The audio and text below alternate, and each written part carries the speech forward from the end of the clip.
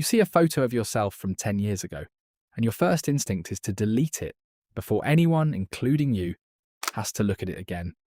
It's not really about the haircut, though let's be honest, it's a little about the haircut. It's that something about seeing that version of you feels almost embarrassing to admit was real. There's actually a name for this. Psychologists call it self-continuity, basically how connected you feel to your past and future selves. Some people can look at an old photo and just laugh it off. No big deal. Other people react like they just walked in on themselves doing something illegal. That difference isn't random. It says something real about how your identity actually works. And weirdly, cringing this hard might mean you're doing better than the guy who doesn't cringe at all. Here's the thing that trips most people up. You assume the discomfort is about the photo, the bad angle, the terrible shirt, whatever haircut trend you swore was going to work. But researchers who study this have found something stranger.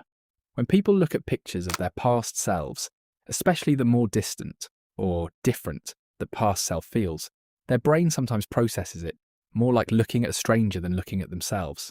Not literally a stranger, but close enough that it changes how forgiving you are. You'd never roast a stranger this hard for a bad haircut. You just think, bold choice, and move on. But with your own past self, you go straight for the jugular. So why the double standard? Some of it comes down to when the photo is from. Cringe hits hardest for anything from your teenage years or early 20s. And there's a reason for that specific window. That's the stretch of life where you're not just existing. You're actively constructing a personality in real time, usually in public, usually while copying whatever your friends were doing. You're trying on identities like they're jackets at a store. And you're doing it with zero privacy. Because everyone around you is doing the exact same thing at the exact same time. Nobody tells you this while it's happening. You just think this is who I am now. And it feels completely genuine. Right up until it doesn't. Compare that to baby photos. Nobody cringes at baby photos. A baby isn't performing anything. There's no identity being tested out, no audience being considered. It's just a small human existing. But a 17-year-old with a very specific haircut and a very specific way of standing for photos, that's a performance. And performances are exactly the kind of thing your brain flags for review later, which brings up the part that actually makes this worse or better, depending on how you look at it. A huge chunk of the cringe isn't even about you. It's about who you imagined was watching.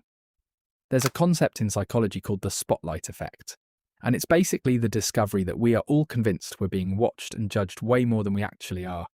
You remember that one comment someone made about your outfit in 10th grade like it was a national headline. They probably forgot it by lunch, but your brain kept the file open.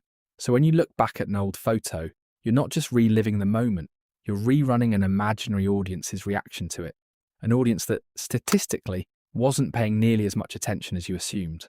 So the cringe is really doing two things at once. It's flagging the gap between who you were trying to be and who you are now, and it's replaying social judgment that mostly happened inside your own head.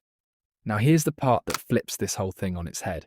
That uncomfortable feeling, the one that makes you want to throw your phone across the room, is actually a sign that something worked.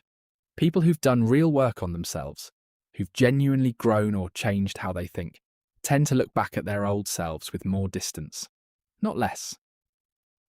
The cringe is your brain confirming there's a gap between who you were and who you are. And a gap means movement.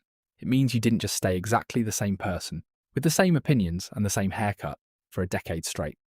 Meanwhile, the people who look at old photos and feel nothing but warm nostalgia, no wincing, no wanting to delete anything, that's not automatically a bad thing, but it can sometimes mean less has actually shifted.